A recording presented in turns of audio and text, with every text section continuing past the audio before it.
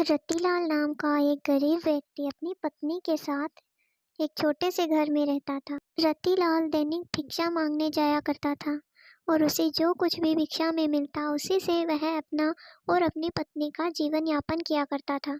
एक दिन सारा दिन भिक्षा मांगने के बाद भी उसे एक मुट्ठी चावल प्राप्त हुए, जिसे लेकर वह अपने घर पहुंचा तो उसकी पत्नी दुखी मन से बोली कि घर में अनाज का एक दाना भी नहीं है और आप मुट्ठी भर चावल लाए हो।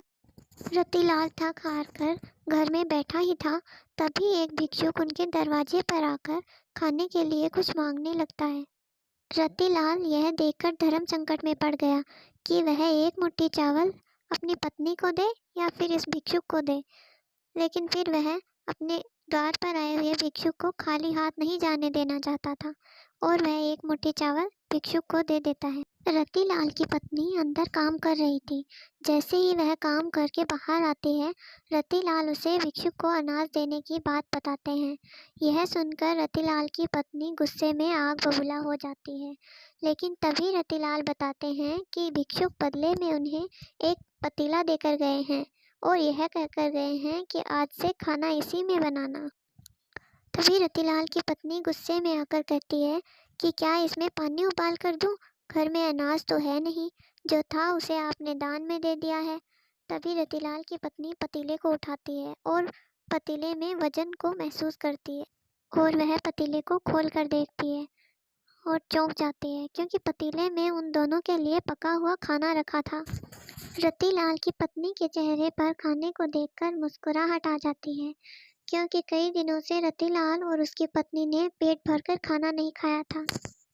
लेकिन रतिलाल यह नहीं समझ पा रहा था कि जब भिक्षु ने उसे पात्र दिया था तब तो वह खाली था और अब इसमें भोजन कहाँ से आया।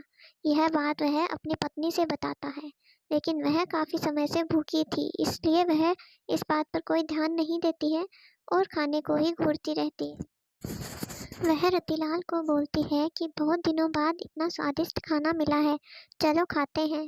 रतिलाल खाना खाने के लिए बैठ जाता है, लेकिन रतिलाल अभी भी इसी बात पर टिका हुआ था कि क्या यह बर्तन जादुई बर्तन है। खाना खाते समय वह इसी उथल पुथल में लगा रहता है। खाना खाने के बाद वह अपनी पत्नी को इस बारे में बताता है कि यह पतीला जादुई बर्तन है, जिससे इच्छा अनुसार भोजन प्राप्त किया जा सकता है। इसके बाद वे दोनों पतीले का परीक्षण करने के लिए उसे स्वादिष्ट भोजन तैयार करने का आदेश देते हैं और स्वादिष्ट भोजन बनकर तैयार हो जाता है। दोनों खुशी से उछल पड़ते हैं, क्योंकि अब उनकी भूख हमेशा के लिए शांत होने वाली है और उन्हें किसी के सामने भोजन प्राप्त करने के लिए हाथ भी नहीं फैलाने पड़ेंगे। खुश होकर दोनों ने सारे राज्य में ऐलान कर दिया कि वह सारे राज्य को खाना खिलाएंगे। सारे राज्य के हजारों लोग दूसरे दिन वहीं इकट्ठा हो गए। रतिलाल के घर के पास भीड़ जमा हो गई, यह देखने के लिए कि एक गरीब इंसान एक दिन में इतना पैसे वाला कैसे हो गया कि वह सारे राज्य को भोजन करा सके। देखते ही देखते रतिलाल ने सारे राज्य के लोगों को भोजन करवाया और फिर भी भोजन समाप्त नहीं हुआ। यह बात राजा तक पहुंची और राजा ने उसे चोरी करने के इल्जाम में दोषी ठहराया और उससे वह पतीला छीन लिया। रतिलाल ने पतीले के बारे में राजा को सारी बात बताई और राजा ने पतीले का परीक्षण करने की ठानी।